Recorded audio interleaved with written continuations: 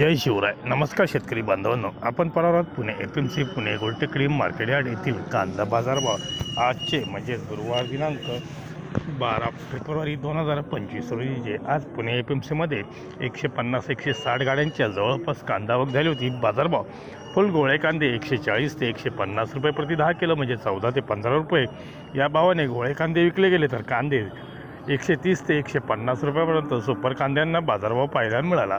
गोल्टी कांदे 80 ते 120 रुपये, चिंगळी कांदे 40 ते 80 रुपये, तर हलके कांदे सिंगलपत्ती 110 ते 120 रुपये असा बाजारभाव पुणे FMCमध्ये हलक्या कांद्यांना, तर चोपडे 10 ते 80 रुपयापर्यंत चोपडे कांदे क्वालिटीनुसार विकले गेले.